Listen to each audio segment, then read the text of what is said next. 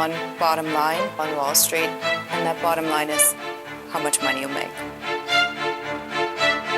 Whatever your background was, it's can you make money, can you contribute to profitable ideas? It's like being in a foxhole all day long with your enemies. I've seen many people come close to blows over a transaction. Greed is ugly. Make as much money as you can so that you can get out of there before it turns you to the dark side.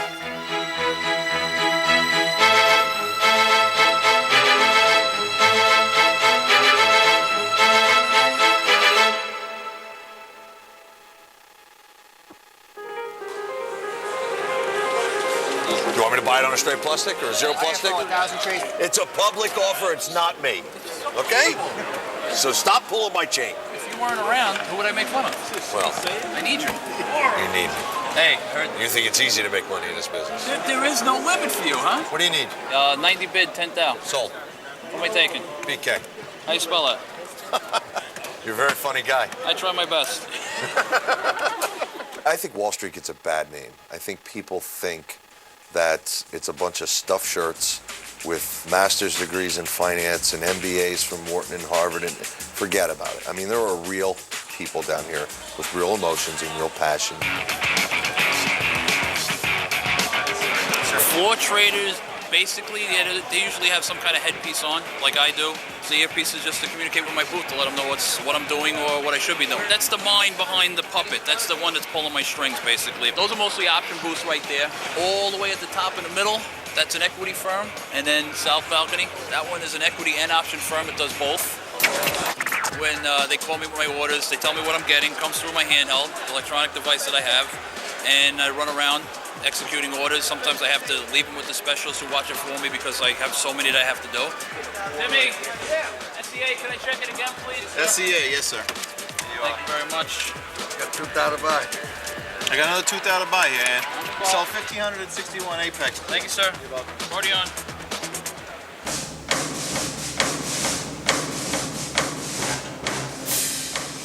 Most people don't understand what I do.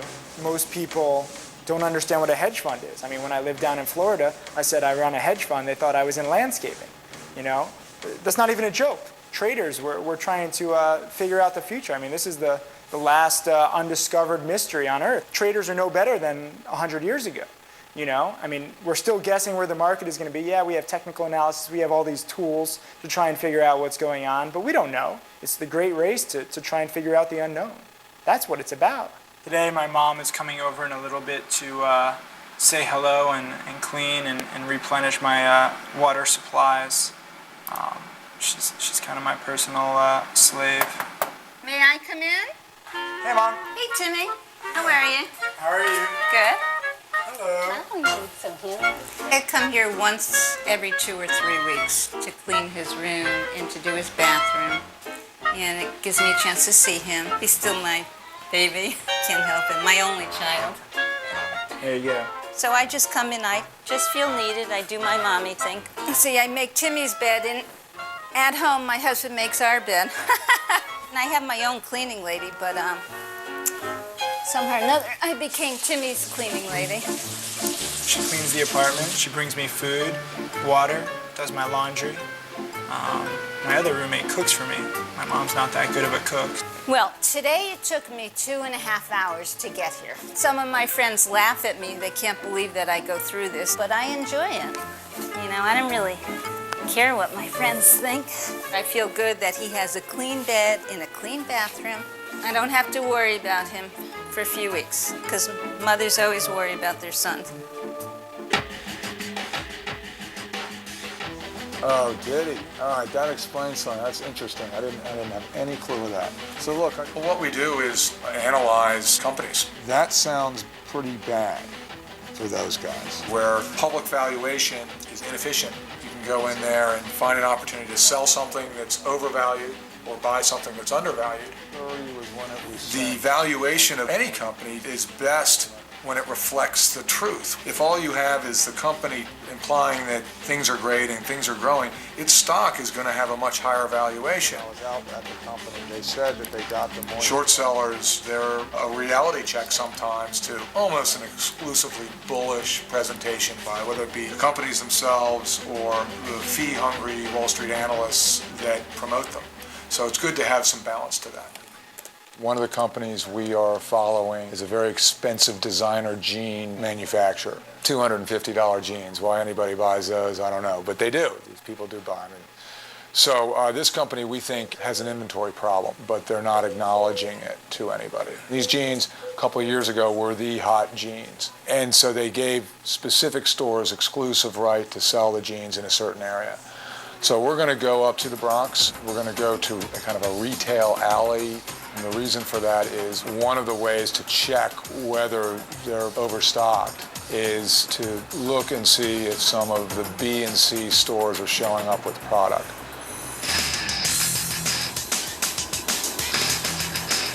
You're the person that we want out there. You know the difference between a good product and a bad product, and you're going to bring them in and get them right where you want them to be.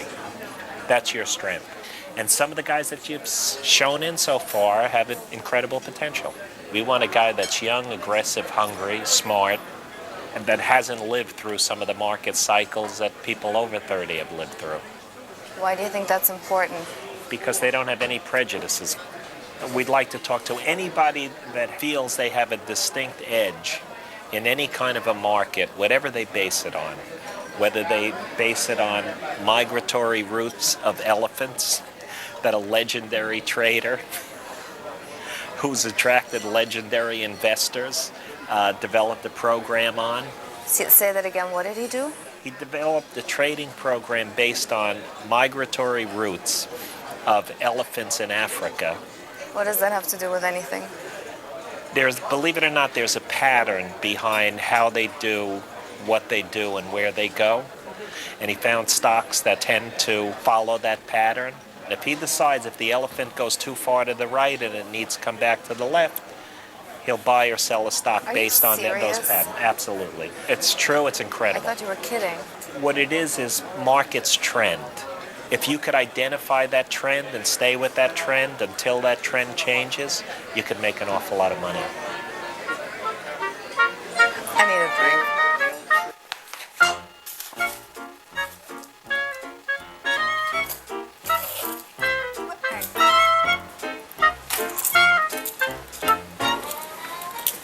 Timoteo, What?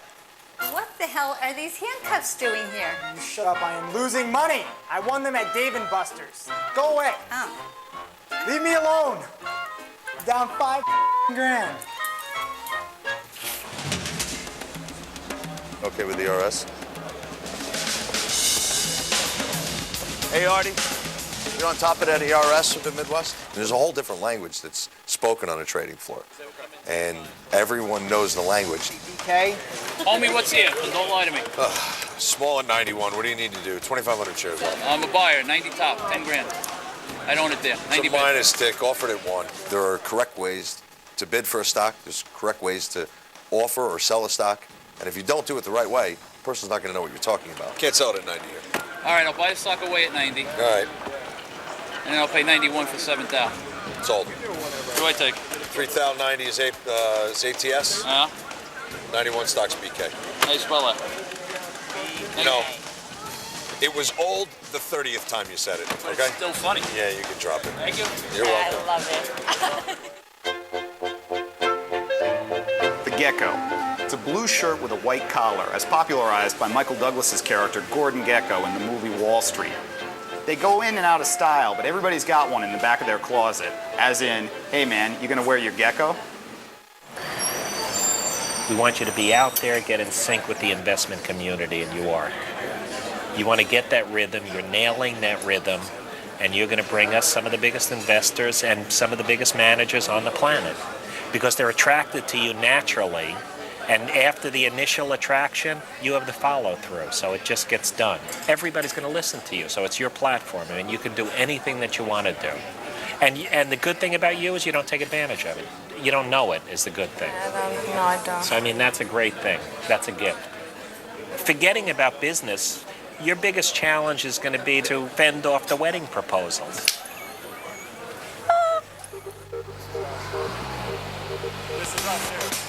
Wall Street is paying a high valuation for the stock because it believes that this is a great company that's not just hit it big in last year's denim craze, but is going to have a long growth story. If in fact they do have an inventory problem and they're going to struggle to meet sales and earnings expectations in the future, so there's money to be made in covering the short, buy low, sell high, but just in reverse order.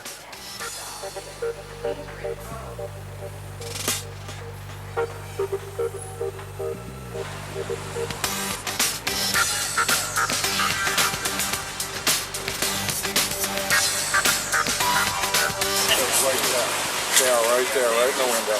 Jeans of the make that we're looking at, front and center, right in the window. So I'm gonna go check another store. Get a transcript, but I don't. Yeah, they got them. These guys are moving product through channels that they initially didn't intend to. The only conclusion I can come up with is because they have excess product and they're trying to get it out the door so they can book it as revenues and earnings. This is supposed to be an exclusive, highly demanded brand that has cachet. They must have had several hundred jeans in there. And that's just what's on display. Jeans and fashion are fads, and so the market shouldn't pay massive multiples for today's hip jean company. This was just a little piece of the puzzle that says the world is flooded with these $300 jeans, and we just saw, one example of that. Well, I work out of my apartment because I'm a cheap Jew. I can say that, I am Jewish. People say, get an office and we'll give you money. And I say, no, give me money and then I'll get an office. Make it worth my while. I mean, this is a tax deduction. Timmy never ceases to amaze me, okay? And he's always been like this. I think he received about 12 or 13,000 from his bar mitzvah. I don't remember the exact amount, but I know he turned it into 900,000, maybe $1 million. I have complete confidence in Timmy. Not just because I'm his mother, and I'm not just saying that because I'm his mother. I'm not just saying that because I'm his mother. I don't think you'll ever lose money. All right, I believe you. You don't think I'll ever lose money? Well, you're going to lose money, but you're also, I mean, everyone loses money at some point in their life, but you're never going... But you're not saying this just because you're my mother. No, shut up. You gonna hit me? You gonna hit me on camera? Bring back my childhood? Oh, right, I was an abusive mother. I'm glad you can finally admit it. Thank you. Abused child. Now let's laugh about it. Can't see the scars. They're buried in my heart, you bitch. He's got a great sense of humor, okay? He's always made people laugh. But Timmy's highly intelligent. I feel very grateful that at a young age he found what he wanted to do. He has his identity, he knows what he's doing and he loves what he does. Okay, Timmy, I'm leaving. All right, one sec. I'm in the middle of a trade. Okay.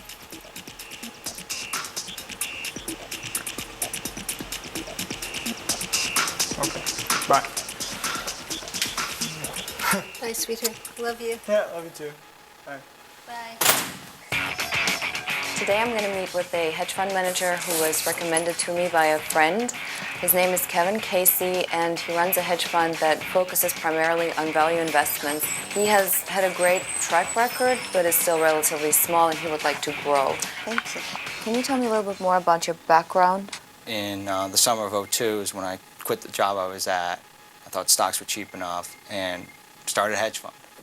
Had a mortgage to the apartment. There were 1,000 stocks trading at 10p or less, and that was like the first time in 2 decades that they were that cheap. And so you yourself took on a lot of risk to become an entrepreneur and start this venture. Yes. Mm-hmm. And how much of your own money do you have invested in your fund? Basically like 90% of my liquid net worth. That's very good. That's a convincing argument for investors. Every summer we usually try to hire a few, mostly it's college-level interns, people that have majored in finance are looking to get a little experience, add to the resume. Daniel's the son of one of our senior traders here. Asked if he can come in and get a flavor of what goes on here, what Dad does for a living. And, he's been a good asset. He's a hard worker. He's learned a lot, I think, in the last few weeks, too. So we'll abuse him for the rest of the summer. I'm learning from a girl over there. Her name is Liz. She teaches me all the tricks and trades of how to work the book. Basically, I'm the only female in the post. I'm like everyone's mother. She's the matron of the post. What I do is, back here there are a bunch of files and papers that they spit out through their computers, and they come out through here, and we have to file them, ripping them off, but they come out like rapid fire, usually in the morning, in the late afternoon, right about now. They usually start coming out rapidly. Mr. Nunn here shows me how to read these charts here, and Teaching them how to follow the market. yeah, I read these too. I figured them out too. Is it harder or not as hard as you thought? I work harder. No, yeah. Stop chewing your nails. I mean, if there's gold rush, and there's not really a lot of gold, you can still make a lot of money selling shovels. Tonight we're going to the Bull and the Bear at the Waldorf Astoria. And we're going to meet up with some of my Wall Street friends, and we're going to talk trading and talk Wall Street and talk finance and have a good time. Most of my friends my age, they're not in an independent situation like me. One trades options, another one assists in trading currency, another one works for a real estate hedge fund. It's just all sorts of Wall Street type people. At 24 years old, they hire young kids because we're cheap and we work harder than everybody else. Exactly. We have to. I don't have a wife and kids to go home to at 6 o'clock at night. I can stay in the office and work if I have to. One of the few jobs we have to stay up to date on things, otherwise you're out of the game. And it's also competitive. That's another thing. That's what I like about it the best. I like Wall Street because you can be against the grain and rebellious and make a lot of money if you do different things than other people do. Your adrenaline gets flowing, in the morning, and it doesn't stop until the market closes. And You look forward to going to work in the morning. Yeah, Unlike so many right? people. Exactly. I mean, you look for it. You're like today I'm going to go to work. I'm going to make a lot of money. I bound that a bit when I know that maybe there's a $20 million loan closing that I originated. I mean, you can't complain. Life is good. Life is definitely good. You know what? The bad days are better than the good days. The good days, you're worried about losing what you just made. The bad days, you're like, my stock got cheaper. You know what I mean? That's the way I look at it. Well, that's smart value investment. you also use a little bit of emotion over time. $50,000 up day, I'd take 3 laps around the campus naked. I'd be pumped up. Now, $50,000, it's a good day, but it's all right. It's not just great. a day. It's not your year. It's just a day. It's not like or $50,000 down. It's bad, but it's not a deal breaker. If I had $1 million up day or $1 million down day, then talk to me then.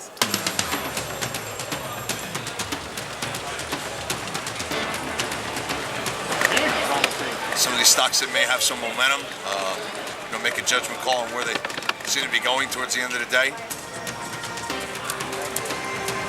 Part of the service that a broker provides that a machine does not is information.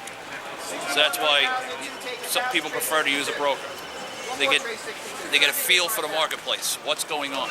Your partner said this morning we were splitting stock. Do you want me to buy it on a straight plus stick or a zero plus stick? 1,000 trades. Okay, well then. Ask the geniuses in the booth what would they like me to do. When there's a transaction that takes place, we don't whip a contract out of our pocket and sign it. We don't shake hands even. It's done on a verbal agreement. Last 18, I can't buy it on a straight plus. Sorry, out of luck. Out of luck. Next. This is my job, having to put up with this. Your job is to stand here and find out a way for us to buy you lunch every day. That's your job. You didn't buy lunch In the middle of executing orders. You didn't buy me lunch today. They're all friendly. They're all nice to each other. They just bust each other's chops. That's all. Ask me what they would like me to do. And who's the 19 offer now? It's 100 shares. I am not Show putting it in. $5 grand in. Oh, I'm showing stock behind it. You're in liquidity to the market. That's my job. You got upset when there was a one lot there. Now you get upset when there's 5,000 shares there. I'm not upset. Come back to me and tell me what you care. Ask the questions. Come back to me and tell me what it is you want me to do. Ask the brain trust in the booth. Get a real dealer over here to Okay. buy stock. All right. Well, in the meantime, you've done nothing. Instead of the imposter. In the meantime, you've done nothing. I'm just a pretty. Ask the brain trust in the booth what they want us to do. Take me out of 20. How about we take you out to dinner first? If you work on Wall Street, it comes down to what you're all about. I would absolutely recommend it if you're the right personality. Good night, man. Nice job, man. 3 days from now, I have a meeting with a fund of funds. I met with them 6 months ago. Never heard anything back from them. Thought I did horribly. They called me up the other day saying, we're still following you. We love your strategy. We love your fund. We're thinking about giving you $2.5 to $3 million. Come in on Monday. Talk to us. Let us know how's it going. Out of the blue. So all my work, you know, you don't think it's paying off. You don't think anyone's paying attention. Out of the blue, someone comes and could just double the size of your fund. Doesn't it feel like a lot of times as soon as you're about to give up, you make money, Yes. or you have a good Yes. opportunity? It's like hooking up with girls. When you're not It's looking very for true. it, it just happens. There's a common statement known as you money, where the extent that you can say, you know, I eat you, I can walk into my boss's office and pee on his desk, and you know what? It doesn't matter because I have enough money to do whatever I want to do. Where do you guys define that? The problem is like, you know, money could be at 10 million, but like then all of a sudden you're hanging out with people who have 10 million, and then they have jets, and then like you're like, I can't afford a jet with 10 million. I need 100 million, you know? If you're a loser and you only have $200 million, it's as good as a cool guy with 2 million. Yeah, Which number? it does depend on 50 million. It does depend on what you're spending on. 25 million. 100 million. I say $100 million. Yeah, right? As well, 100 million. FU money is around 20 million. 200 million. You greedy mother. FU money, my opinion is, say you have $10 million. You invest in 5% treasuries. You're bringing in $500,000 a year. That's enough to send your kid to college, buy braces. You can go on a nice vacation. You can buy a boat. You can have a summer house. I think that's you money because you can do whatever you want. You guys agree? God bless America. You can't have a private jet though. You can't have a private jet. But you can live the ultimate middle class, upper middle class lifestyle that everybody dreams of. FU money is money that you don't have to reason for it. Right. It's I ridiculous. don't think you have to reason with $10 million. No, but you can't waste $20,000 on some stripper that you $500,000 tax-free You can do income. a lot of stuff for upper middle class. $500,000 But the key word is tax-free upper income. middle, not upper. Amen. You just have cheap taste. That's good. Have fun with your. cheap taste too. I agree with That's that. good. Cheers to cheap taste, my friend. Have fun with your daughter's braces. Because $500,000. Your money. What do we do with $500,000 a year? You're not getting whatever. It doesn't Drink even some matter. water. $500,000 in New York is nothing. Dude, you can do whatever you want. $10 million. You can do whatever you want, not whatever we want. I want to be able to say, I quit this. I'll be a teacher at 40 years old. I'll have my boat in Florida, and I can say, F you, because I have FU money. Well, have fun in your middle class Florida trailer home. I like the Bahamas better. I just want to be able to go to any store I want, any car dealership I want, and just do whatever I want. You know, buy whatever I want. At any time during the day. If some single mother comes up to me and she's waiting this table and I'm just at a diner getting some bite to eat. I'll give her a $200 tip on $100. $200 and her kid needs to go to college. I want to be able to say, hey, here's 20 grand, send your kid to college. You know, I think that's what. It is. Honestly, that's how I feel. I like that. No, it's true. That's beautiful.